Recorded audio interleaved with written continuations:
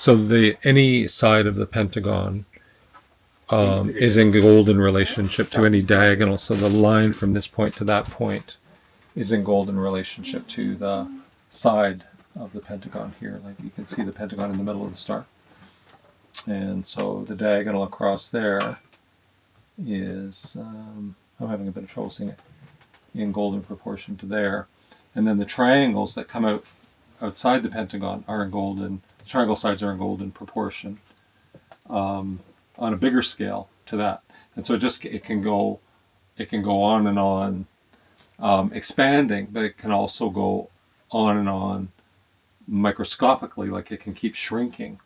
And so, and you probably know about fractals, but this is a special case of fractals, which is fractal symmetry. So the fractal isn't spinning off in a particular direction, it's spinning off equally in all directions. And so I had this really interesting exchange with John a week or two ago about nature and about how nature, this appears to be contradict nature. So the way the trees grow is not so neat, it's not so tidy, it's not so linear, and the way the rivers flow. And so I was saying that there's this underlying logical structure under creation, that things like this express the underlying ratios and relationships. And once you get attuned to this, you can start to see the golden ratio in nature. But it's never as precise as this, right? So this is kind of nerdy, it's kind of scientific, and it's kind of seems to be out of sync with an ecological perspective. But there is a linkage. And when we invoke these principles, everything tends to get charged up energetically. And the plants respond to this. And Lindsay and I were talking about that with Cat's Help about a month ago.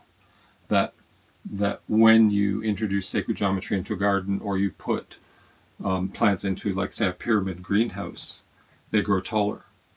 So the plants get it, right?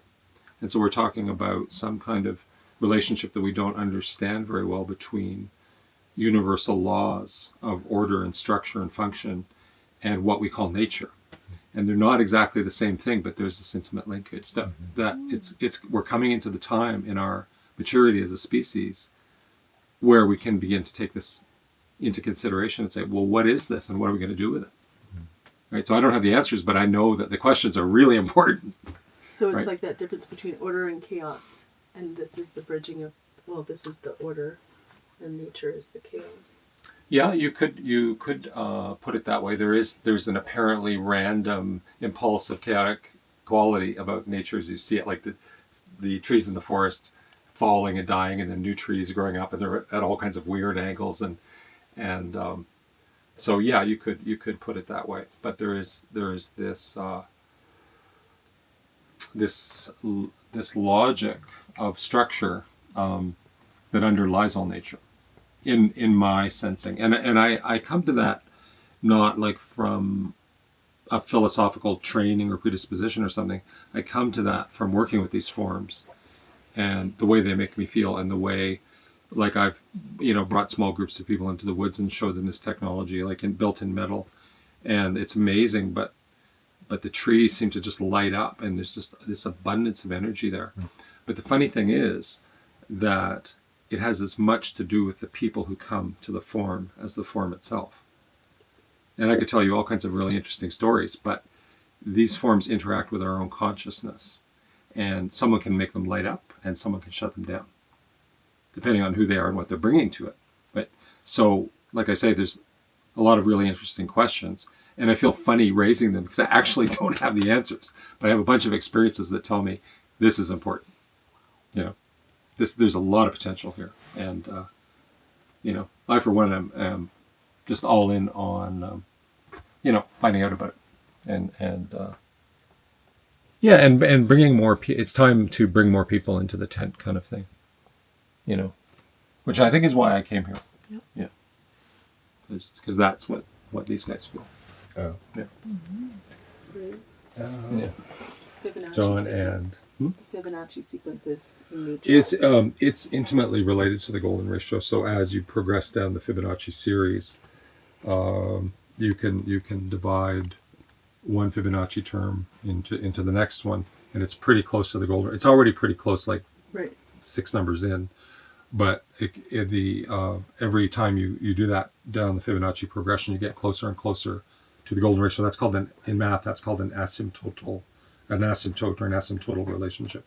That it's a little bit under, and then it's a little bit less over, and then it's even a little bit less under, and you can just go on and on Infinitely to approaching the infinity. same. Yeah, and so the Fibonacci series does that, but you can also derive the golden ratio precisely by taking the square root of 5 and adding 1 and dividing it by 2, and that gives you the golden ratio with all those millions of decimals intact.